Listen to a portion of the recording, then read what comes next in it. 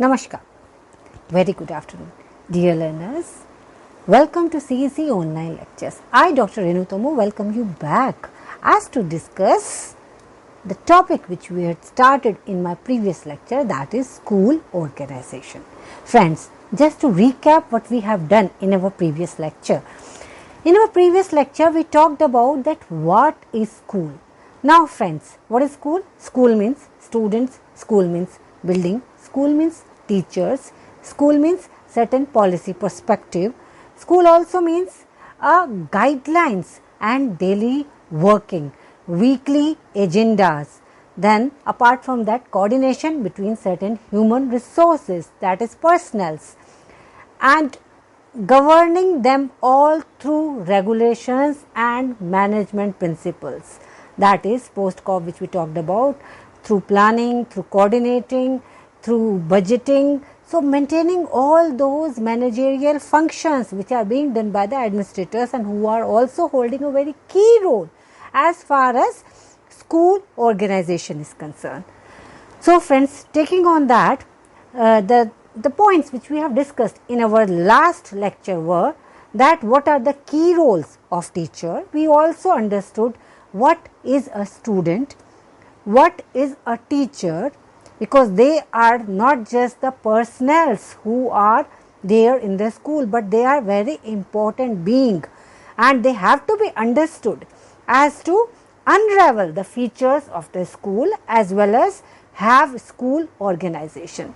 Friends, we also discussed that why school is called organization. School is called organization not just because it has very many personnels involved in it, not just because it has variety, persistence and instructional organization at the center, not just because the schools have variations in form of shifts or in form of socio-economic or political context, not just because the schools can be discriminated on the fact that certain schools are rated as good and certain schools are not rated as so good, not just because the schools are designed to achieve certain agendas and which are huge because they are working for the society, they are working for the community, and that is an important, very important aspect. We also talked about that when we talk about school organization, how to have it and what is its significance. Why is it so important to govern a school not as a just an entity but as an organization, just to give it a professional picture, just to utilize the funds regularly, just to have the coordination and controlling principles at place, just to have allocation of funds and allocation of work done, distribution of work, allocation of funds done in such a manner that is advantageous as well as streamlined and within system, not just because the fact that it is school is based upon the relationship and it is aiming at building relationship in the school as well as outside the school, that is with the community, with the society. It also increases mutual trust, interdependency, and it is to make it an organization, to make it function as an organization, it is very important to create a professional image of the school. So that is why we need to run it as a school organization. We also talked about what are the characteristics of ideal school organization. One was simplicity. Simplicity means that it should not be so complex that we don't know how the personnels are to be arranged, we don't understand the work allocation, so it has to be simple, vertical as well as hierarchical, but there shouldn't be very many hierarchies in it, so it has to be very simple. Apart from simplicity, the school organization should be also having a flexibility to imbibe changes, flexibility to introduce changes in such a manner that anything new can also be incorporated along with whatever is going on without disturbing the regular working of the school. So that makes it stable. So this is also one of a characteristic of the school, that is stability. Then there has to be clarity about the power and duties, and that clarity should be existing with the principal, headmistress, as well as teachers, and of course the students. Students should also be knowing that what are their powers and what are their duties, and how they have to function in the school, how they have to behave in the school, and they have to behave in the society at large also. Then we also discussed that the coordination is a very important aspect of the school. It is a very important characteristics, and by coordination it's not just coordinating the human resources, that is personnels who are involved in the school, but also coordinating the resources, coordinating the physical resources, coordinating the human resources. That is an important attribute or characteristic of an ideal school organization. And most importantly is acceptance of human element. And how would we accept the human element? We cannot accept the human element until and unless we accept that school is being run for human, by the human, and for the humans. So if they are being run to create better human being, it is being run by the people who are trained, who are equipped, who have the understanding of training or creating better human being, that is teachers and principals. Then the principal also, they are also human element, and acceptance of human element also mean that we have to understand the constraints of the human as well as the strength, and how to strengthen them further. To strengthen them further, what is required, that also need to be taken into cognizance. So acceptance of human element is very important, a core component. Then the control mechanism means control mechanism will be in place provided it is part of the policy. Secondly, it is being well maintained with all fairness. Thirdly, control mechanism should be such that it is parallel to the internal control as well, that is the inner control of the human being should be also taken into consideration, and accordingly the external control should be put on. Just to give you an example, what is APAR, or why do we ask the teachers to have the APAR? Even the principals needs APAR, or the students have assessment. Why do we have that? That is one of a control mechanism as well as motivating element.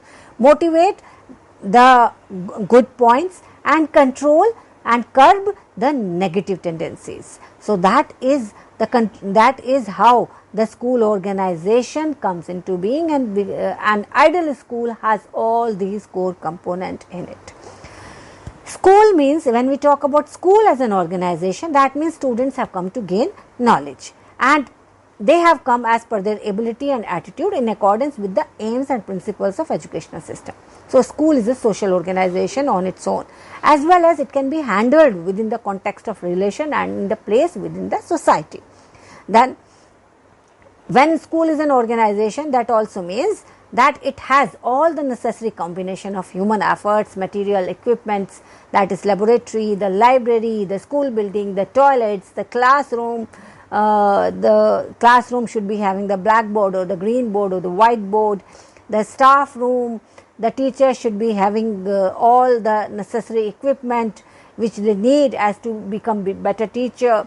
Then it also means that school is working under the umbrella of certain school management. When it comes to government school, the government school is running under the umbrella of state, or we can say the district level or the directorate level. For example, if we take example of metropolitan cities like Delhi, then we have the Directorate of Education, which controls the government school as well as the private school. And school management in the private school is the governing body, which takes care of the fact that how the schools are being run. They also take care of the fact that how recruitment is to be done, and the key person who coordinate with the school management at the upper helm is the principal. So school management runs from the state government, who gives policies to the supervisors, educational officers, DDOs, to the headmistress, vice principals, and even the teachers who are given the responsible for coordinating the teachers as well as equipping the teachers. So when we talk about school organization, the fairness is a very important function, because if we are not fair to the human personnel, then naturally there wouldn't be any smooth functioning of the school. This also means that resource allocation has to be in fair manner. This also means that all the personnel has to be treated at par, at equal. This also means that the coordination between the different personnel is to be ensured to organize activities of the school properly. This also means that we have laid down the organizational structure in such a manner that there are certain rules and regulation in place, and based upon those rules and regulation, the school is able to run without any confusion and without any chaos, leading to better organization of activities. So, an ideal school organization is the one in which any kind of change can take place without disturbing any other activity. That is why we say it has to be stable and it has to be flexible. It has to be dynamic and it has to be progressive. So, rules and regulation makes it stable, and the capability and ability to equip themselves in such a manner that they can have the changes also part and parcel of its functioning, that makes it dynamic. We also talked about that how the school can maintain the balance between the rigidity and flexibility, because that is the most important aspect. Because in case the school is rigid, that means there is not going to be any proper governance and there cannot be any kind of an progression also. So, rigidity has to be there. So, that is why we have the duties, we have the discipline. Rigidity begins with the fact that school starts at particular hour, and at that time students have to enter the school, and if they don't, then they are not allowed. Similarly, there is certain behavior which is acceptable in the school. So, these are the things which are restriction. And what is flexibility? Flexibility is that there is some function which need to be organized. So, that has to be done, and the resources have to be organized in such a manner that that function can also be organized along with the fact that the school doesn't get disturbed, the working doesn't get disturbed. So, these were the variables which we talked about. We also talked about that the school organization, if we talk about, have students as an individual. When we talk about student as an individual, that means he has certain ability, innate ability, that is IQ, EQ and SQ. Then he has certain prior instruction. Then we also talked about that the students' health and nutrition value level is also very important for the school, and that has to be attended to as well. We also talk about that how community participation is so important, because the school has been created for the students, and the students come from the community, may it be the urban, may it be the rural, and that also creates differences also in the behavior of the student. That has to be kept in mind by the school during their working. Then we also discussed about teachers, how the intelligence level, prior instruction, their prior training, their ability, their experiences, that has to be kept in mind. We also discussed in detail what is classroom, why the concept of classroom is so important, not just nationally or state level but also globally, because students per teacher, that is class size, does have an impact on learning as well as teaching, and because learning and teaching is the main function of the school, if that is being disturbed, then this is something of a matter of concern as well as and a serious concern. Then another important aspect which we discussed was that the classroom should be having the physical facilities, instructional aids, and apart from that, usually when we talk about the classroom, we talk about the physical structure as well as the strength and the ability of the students. We also discussed that how principal is an asset to the school, and principal, when we say, what does she bring along with her? She brings along prior instructions, she brings along prior experience. Then we said, we also discussed that the school has an impact on the school. When we talk about school, means the size, number of students, number of classroom, resources or inputs, that is an impact. Expenditure per pupil, that is also a very important component which we discussed. We also discussed the physical conditions of the building has to be kept in mind, because that is also very important variable when we talk about school organization. when we talk about the building, when we talk about the school, then we need to talk about the sessions also, shifts also. These variables do influence the working of the school. And another important, the most important component is the policies which affect the resources, because without finance we cannot have any organization working. Now friends, we shall be discussing about organization of academic and administrative work of the school, how it is to be done as to equip the personnel who are working in the school as well as the students who have come to school with certain expectation, and the community in which the school is functioning, as well as state and nation who have certain expectations of the school. So, we are going to discuss about how the academic and administrative work is to be organized so that the school organization functions properly. In the school organization of academic and administrative work is of most important, because if the school is running, it is running for the academic purpose. But if administration is not in place, then naturally school wouldn't be able to perform so well as it is expected to be. Now, whenever we talk about academic and administrative work, it includes planning, teaching work, planning learning resources as well as e-content. It also means we have to organize administrative works according to the records which are available, as well as the expectations which are there from us. So, if they are well organized and preserved, then we would say that the record management is in place. Apart from that, it also includes task of chalking out the duties and responsibility of the administrative personnels. Here, when we are talking about school administrative personnels, not only means the non-teaching staff, but it also means the teaching staff, because the teaching staff is also involved in the administrative works. So, we cannot have the only referring to the non-teaching staff whenever we are going to talk about the smooth administrative work. Then the physical resources have to be organized. Physical resources are organized in the best possible manner, like if we have the 2 shifts working, then the labs at time can be shared, even the library can be shared. If nothing else, if the shifts doesn't agree on the fact, because generally whenever there are 2 shifts, there are 2 different headmasters or the principals. So, they don't agree upon the fact that if the lab is being utilized and one shift students or the teachers are not that responsible, then the other shift shouldn't be paying for it, and usually because it is of the fact that the resource money, finance is involved whenever we will talk about library or lab. So, if library and labs, same lab and same library can be used in both the shifts. Similarly, if the building can, of course, it can be used in both the shifts. Even the teachers can be also arranged in such a manner that they can work for both the shifts. So, why do we need to have the teacher coming from morning to evening, when if we can arrange the teachers in such a manner that they can work for both the shifts.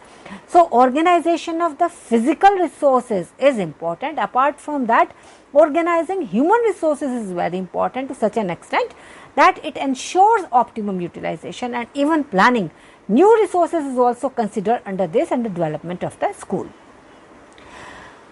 Another important aspect whenever we talk about organization of the school is chalking out the duties, ensuring coordination between the personnel so that the professional integrity is not disturbed, and school also maintain the professional outlook. For that, there has to be conducive climate for smooth working, and that has to be maintained by the school. How can school maintain a conducive environment? To maintain the schooling conducive environment, one can have the participatory management model being followed by the administrator, and whenever there is a democratic model and participatory model, then naturally the people are more satisfied and they can come out with their versions. So, there is more satisfaction involved. So, it is very important to make the school personnel work efficiently and devotedly. Mere salaries cannot help to develop a sense of commitment for an organization. Adequate working hours, because it has been seen that at times, because the people don't get ample family time, that also results in frustration in their personal life, and that gets later on reflected in their working life as well. So adequate working time, freedom to carry out innovation. So there are teachers, there are people who would like to go for further education as to promote themselves. So they should be allowed to carry out innovation. If there is a teacher who is very good at science and one wants to take up some certain experiments, then they should be allowed to do it. If they want to go out and study further for professional growth, there should be scope for it. It should be accepted that the people who are there in the school, they are the human beings, and because they are human beings, that means there are human relationship also. And for maintaining conducive climate, the fairness is very important. So a good school organization should always strive to create such type of climate which create and sustain the motivation of the school personnel for the growth and development of the school. School organization facilitates the achievement of organizational goal and maintaining the organization for the progress of education. And constant process of change is required as far as the school is concerned, because school is functioning in a dynamic environment. Dynamic environment means global environment as well as the state government as well as the policy framers, and of course it has an impact from the community also, from which the people are coming, the students are coming, the teachers are coming. So school organization requires management of teaching, planning and supervision of instruction in dynamic manner, so that goal of student learning can be achieved as well as the progression of the school can also be there. When we talk about school, we also have to talk about the goal development. Goal development means education system has certain goal and it is a subsystem of the society. So if it has been created by the society, that means the society has certain expectations from it. That is why the society has provided it human and non-human resources. So schools' goal are driven by the fact that what kind of expectation the society has from it. Since society is in the constant process of change and need of the society keeps on changing, so the goal specification for the school will also keep on changing. In fact, it is necessary for the educational institution to be responsive to these changing expectations through school organization. School organization help the teachers and others who are concerned with the school education to continuously examine and evaluate the progress of education in a changing society. What we call school, that means students, because school receives students who are placed in distinct group which we call class, and that is done based upon certain characteristics, and that characteristics may be based upon the fact that which is the last class which has been passed by the student, or his academic response which is given in the assessment which is held for finding out that what kind of students do we have. Instruction is provided by the designated individuals which are teacher. One was students who are divided based upon certain characteristics, who are grouped on based upon certain characteristics, and that grouping is called classes. Then we have designated individuals whose responsibility or whose duty is to provide instruction, whom we call teachers. Then there is hierarchical governance with respect to the policies which are made by the national authorities. Then there are regional and local officials who are responsible. Then of course there is the local operation which is done by, because in this school we have the intervention of the community as well, because without having the intervention of the community, rather we should be saying the support of the community, school cannot function properly. So apart from headmaster or headmistress or principal, we have the instructor or supervisor who comes from the departments, the education department at the district level. Then we have the superintendent as well, who comes from the directorates, and of course they are supervised as well as monitored, and they are accountable to PTA, that is Parents Teacher Association. So this is how the schools are operated. Now based upon the operations and based upon the mode, schools can be basically divided into 6 types. One is departmental model, second is integrative model, third is project based learning model, then we have the small learning communities model and the school within a school model. Let us discuss each one of them.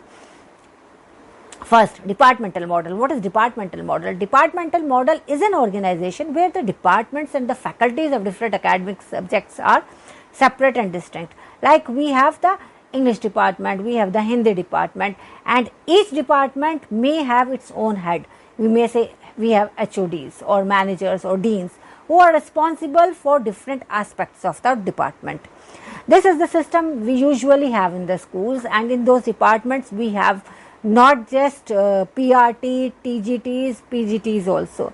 So, thereby it is generally seen that the teachers who are teaching at the lower level, they can be having an advantage because they can be guided by the senior teachers who are teaching at the senior level, because the teachers who are teaching at the senior level are supposedly having more knowledge, so they can help out the teachers who are working in the junior wing.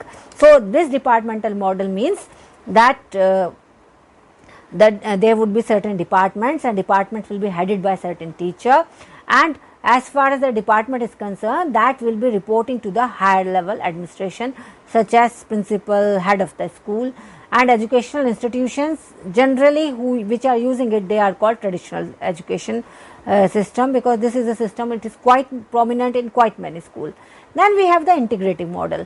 Integrative model means that integrating various disciplinary disciplines in such a manner that we have the interdisciplinary organization which combines rather than separates academic subjects and faculties and disciplines. So, a departmental structure which places disciplines at the center of the structure of the organization, not the physical organization, physical component of the organization or the educational facilities. Integrative model means that a school is a hub, it's a small learning community, and each group can contribute, like the English, maths, social science would be focusing on a problem. All the people would be coming together. Like, for example, if we want to organize certain vocational shop, vocational workshop, if we want to organize vocational workshop, or we have a school which is functioning for skill orientation, for making people skilled, then naturally all the people would be coming together for in an integrative manner for the enhancement of those vocations. Just to cite the example, if a regular school is having a vocational workshop, then all the teachers from all the experts of maybe the English, social science, they can contribute in their own manner so that workshop can function in a proper manner. Whenever we are talking about this, to give another example from the problem or the pandemic which we have been bearing for so long, COVID. When we talk about COVID, it's not just the problem of medicos, it's a problem of psychologists, psychiatrists, socialists, even the sociologists have a say in it. Then even the mathematicians have given some kind of a data compilation. So, all the experts have come together as to give their responses and their do investigation and give certain reports based upon their expertise. So, whenever we have the school of such kind which are oriented, vocational oriented, workroom oriented, then the interdisciplinary organization is the model, and that is the best way, particularly whenever we are discussing about the vocational school, that is the best model which we should be having. Now, to talk about the academic model. Academic model means it is like an academy. Academy, as a word itself says, academy has certain agenda. It has specific themes. It's a grade based organization grouping within a single institution. So, academy means, whenever we talk about academy, like a career academy, just to give an example, a career academy. Career academy means the training programs will be keeping in view the expected component, the expected variables which are required by the participants over there, or the students over there. So school may be organized along largely departmental or integrated model with specially course geared through the theme or focus of each academy. So let me be very clear on the fact that there is no particular structure for any school. We cannot have one particular structure being practiced. We can have all the structures in place, or 2 structures or 3 structures in place, as per our convenience, as per our expectations which are there from us as a school of the society, community, or the country. So the academy model is one. Then alternatively, when we talk about the academy model, we also need to talk about school within the school. What is school within the school? That is, there are small schools who are governed by one particular management, and this is how they are functioning. They are reporting to one particular management, SLC system, which is very much common also, particularly in those areas where the resources are very less. So we have those kind of schools who are functioning under one umbrella of management and utilizing each other's resources as to improve their functioning.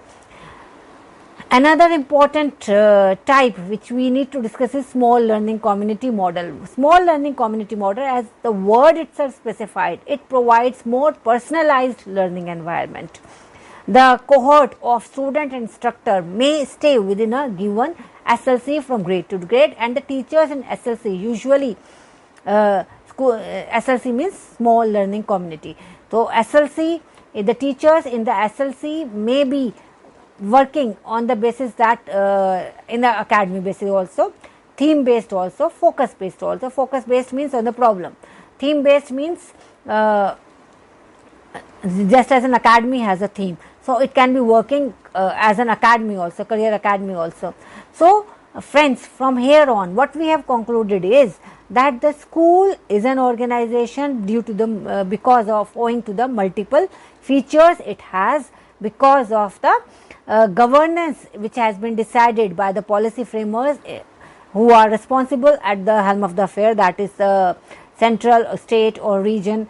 Apart from that, it is structured system with certain flexibility which has been given to it, and it has been structured into different ways depending upon the agenda, aim, goals which it has adhered to. So in this note, friends, Dr. Renu Tomar is taking your leave.